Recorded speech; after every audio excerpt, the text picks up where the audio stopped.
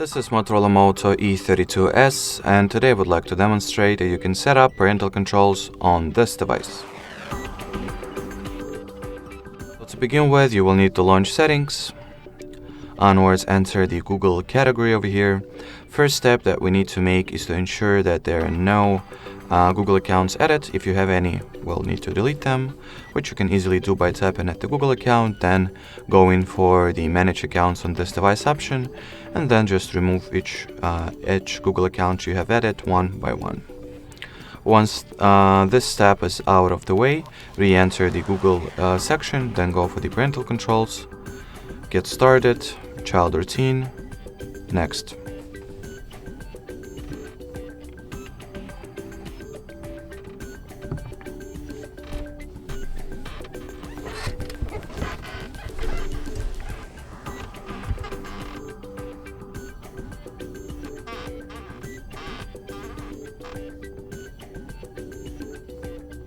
In here, tap at the Add or Create Account for a Child option and sign into the Google account that you will use for your child. It is kinda apparent and goes without saying, but I figured I'll still mention it, that the child has to not know the password to this Google account, obviously, since if they do know, they will be able to fairly easily bypass and turn those parental controls off by themselves without having to grant any authorization or authentication from parent or supervisor. So if you do not have the Google account, just sign up for one, or create one for your child rather. But I do happen to have one on my hands ready to be used, so I'll simply enter the credentials. At this point, just treat this process as your normal and regular Google sign-in. It's nothing that differs really from any other Google login.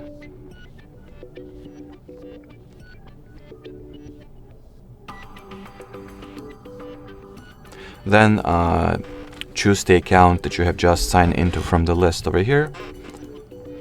And then we'll have to enter the credentials for another Google account, this time parents or supervisors. So enter your email address, then enter the password, you know the drill. Nothing complicated here.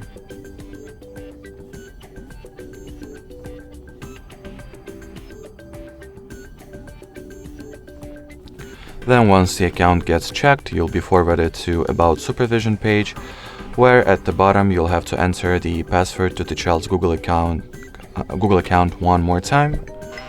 So let me do exactly that.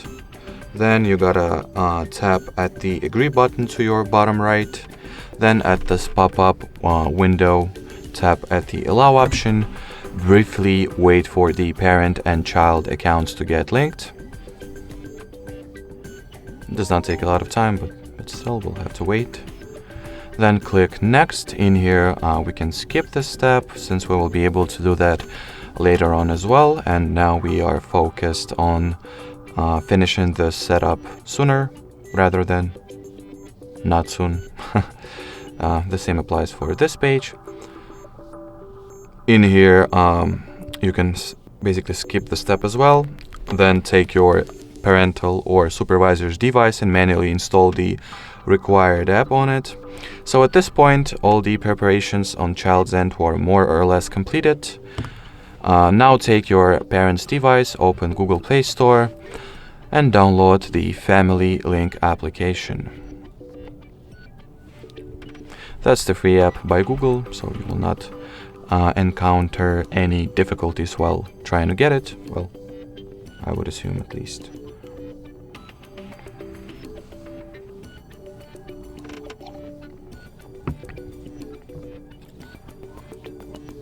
Once the app is ready, you can obviously go ahead and launch it.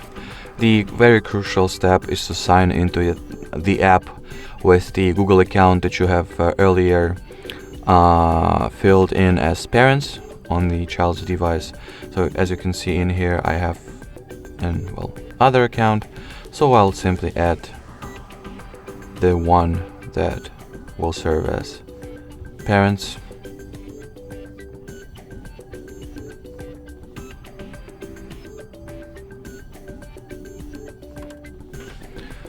Email address, password, nothing really fancy here.